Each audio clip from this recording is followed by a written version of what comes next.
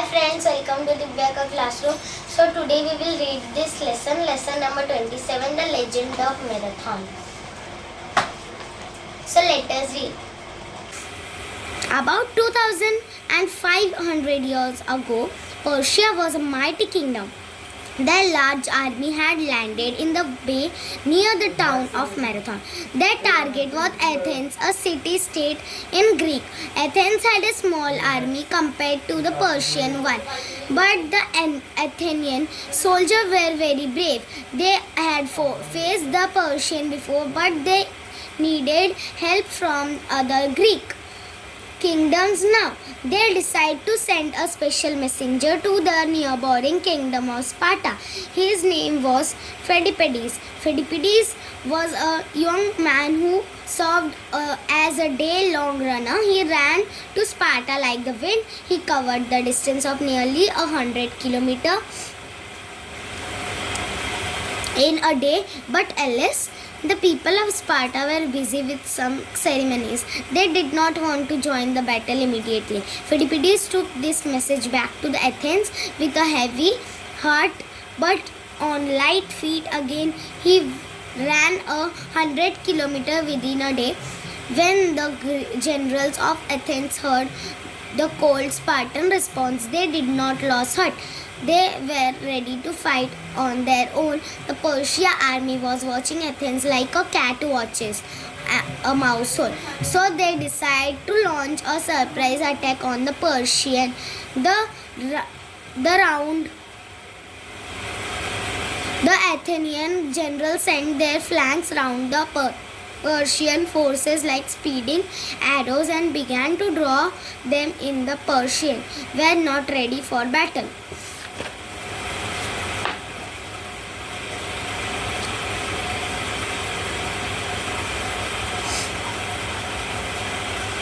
Even so, they were skilled archers. They shot arrows on the soldier of Athens, but the arrows simply fell off their helmets and strong armors. Also, the Athenians knew their seashore where the Persians were new to the terrain. Many of them were killed, many more were injured, some of them were lost in the marshy areas. The brave Athenians drove back every single remaining Persian soldier back to their ships anchored in the bay. The battle was over within a few hours. The battle was over, but the Persians did not accept defeat. They saw that the entire army of Athens had rushed to the seashore, leaving the city of Athens far behind. Only the aged people, women and children were left in the city. The Persians now devised a new plan. The sea route to the city of Athens was much shorter than the land route. The Persians decided to take the sea route and pounce upon Athens from the seaside. The Athenian army would take very long to travel back to the Athens on foot with their heavy armor and weapons. Seeing the Persian, the defenseless people in the city of Athens would think that Athens had lost the battle. It would be easy for the Persian to take over the city. The Athenian generals too were good strategy. When they saw the Persian leave in a hurry, they understood the Persian plan. They resolved to go back to Athens as fast as possible to defend it. But it was very necessary to let the people of Athens know that they had won. Then they would not open the city gates to the Persian. They would wait for the victorious Athenian army to return. The city would be safe. Who would take this message to them? The message must be delivered before the Persian reached there. Who would travel faster than the Persian ships and then too on a longer route? Who else but Phidippides?